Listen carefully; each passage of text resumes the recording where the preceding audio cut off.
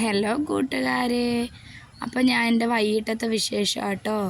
പിന്നെ ഞങ്ങളെ വീട്ടിൻ്റെ അപ്പുറത്ത് മാങ്ങ പിച്ചിയപ്പോൾ അവിടുന്ന് മാങ്ങ കുറച്ച് പഴുപ്പിക്കാൻ കൊണ്ടുവന്നേ. അതൊക്കെ ഞാൻ കൊണ്ടുവന്ന് വെച്ചു. പിന്നെ കിച്ചണിൽ വന്ന് പാത്രമൊക്കെ കഴുകി ഓട്സ് കാച്ചു കേട്ടോ. ഓട്സ് എല്ലാം കാച്ചി അതിനുശേഷം മോൻ ടി വി കാണുവാണേ. അത് കഴിഞ്ഞ് ഞാൻ വൈകിട്ടത്തേക്കാട്ടോ ഓട്സ് കാച്ചുന്നത്. അത് കഴിഞ്ഞ് ഞാൻ നേരെ പോയി തൂത്തൊക്കെ വാരി വൃത്തിയാക്കിയിട്ട് വന്നു. പിന്നെ അരി ഉഴുന്നും ദോശയ്ക്ക് വേണ്ടി ആട്ടാൻ വെച്ചിട്ടുണ്ടായിരുന്നു കേട്ടോ. അങ്ങനെ പിന്നെ അതിൻ്റെ ഇടയിൽ വൈകിട്ടത്തേക്ക് കുടിക്കാനുള്ള കാപ്പിക്ക് വേണ്ടി വെച്ചു.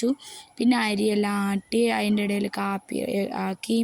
പിന്നെ എനിക്കിന്നൊരു സ്ഥലത്ത് പോവുകയും വേണം കേട്ടോ.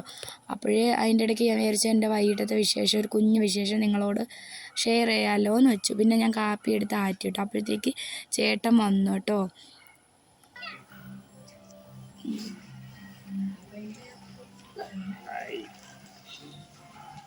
ഞങ്ങളുടെ ഇന്നത്തെ കുറിപ്പ് കാര്യങ്ങളാണ്. മുട്ട ബജ്ജി, ഉഴുന്നുവട, ചമ്മന്തി. കഴിക്കാൻ ആഗ്രഹമുള്ളവർ വരിക. കട്ടൻ ചായ. പിന്നെ ഞങ്ങൾ ചായയൊക്കെ കുടിച്ച് ഞങ്ങൾ വൈകിട്ട് പരവൂര് വരെ